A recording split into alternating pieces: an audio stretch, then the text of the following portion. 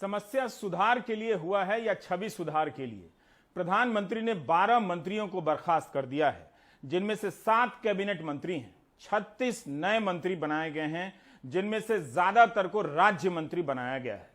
इस तरह से आप आज के मंत्रिमंडल विस्तार को नया नाम दे सकते हैं, प्रधानमंत्री राज्य मंत्री विस्तार योजना।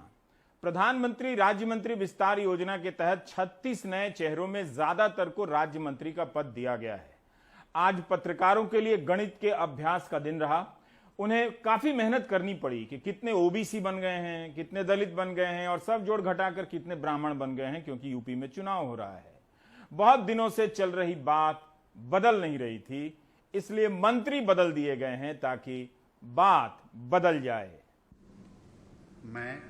मैं नारायण तातुरानी, सर्वानंद सोनोवाल, ज्योतिरादित्य माधवराव सिंधिया, मैं किरण रिजिजू ईश्वर की शपथ लेता हूं कि मैं विधि द्वारा स्थापित भारत के संविधान के प्रति सच्ची श्रद्धा और निष्ठा रखूंगा। राष्ट्रपति भवन में हुआ ये लंबा शपथ ग्रहण किसी नई सरकार के शपथ लेने से कम नहीं था। प्रधानमंत्री ने ताश के पत्तों की तरह मंत्रिपरिषद को फेंट दिया। पहले 12 मंत्रियों के इस्तीफे लिए और फिर 43 नए मंत्रियों को शामिल कर लिया। इनमें 36 नए हैं और 7 ऐसे हैं जो पहले राज्य मंत्री के पद पर थे, लेकिन अब प्रमोशन कर उन्हें कैबिनेट दर्जा दे दिया गया है। इस पूरी कवायद में सबसे हैरान करने वाला फैसला रविशंकर प्रसाद, प्रकाश जावड़ेकर और हर्षवर्धन को बाहर करने का रहा। इसके अलावा रमेश पोखरियाल निशंक और सदानंद गौड़ा जैसे दिग्गजों के भी इस्तीफे ले लिए गए। नारायण राणे, ज्योतिरादित्य सिंधिया और सर्वानंद सोनोवाल जैसे नेताओं को सरकार में शामिल किया गया।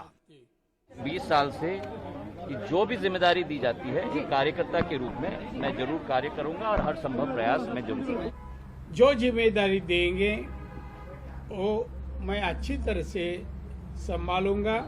इस क्षेत्र की जनता, देश की जनता जिसने हम पे विश्वास किया है, पूर्ण निष्ठा के साथ, पूरी ईमानदारी के साथ जो भी सेवा हो पाएगी वो की जाएगी। बुधवार को जितने मंत्रियों को राष्ट्रपति ने शपथ दिलवाई, वो मोदी मंत्रिपरिषद की कुल संख्या के करीब आधे हैं। अब मोदी सरकार में प्रधानमंत्री समेत मंत्रियों की तादाद कुल 78 हो गई है, जबकि पहले ये तादाद 42 थी। इनमें से 15 कैबिनेट मंत्री हैं, 6 स्वतंत्र प्रभार वाले राज्य मंत्री और बाकी 22 राज्य मंत्री हैं। नई मंत्रिपरिषद की कई खूबियां बताई जा रही हैं। सरकार में अब 12 अनुसूचित जाति और 27 ओबीसी समुदाय के मंत्री हैं। महिला मंत्री अब कुल 11 हैं, जबकि मंत्रिमंडल की औसत उम्र 58 साल है। यूपी के चुनाव को देखते हुए 7 मंत्री यूपी से बनाए गए हैं, जबकि बिहार में जेडीयू को उसका कद बता दिया गया है। बस सिर्फ एक आरसीपी सिंह को मंत्री बनाया गया और जेडीयू के कोटे में बागी एलजेपी के नेता पशुपति पारस भी डाल दिए गए हैं।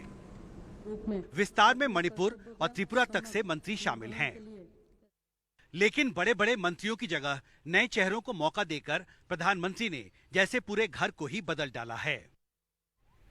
जून 2019 में दूसरी बार प्रधानमंत्री बनने के 2 साल बाद इतना व्यापक फेरबदल बताता है कि प्रधानमंत्री नरेंद्र मोदी किस हद तक अपने ही कैबिनेट के दिग्गज मंत्रियों के कामकाज से असंतुष्ट और नाखुश थे।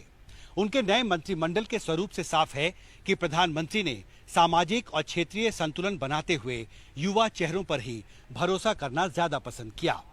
दिल्ली से राकेश सिंह के साथ हिमांशु शेखर, एनडीटीवी इंडिया।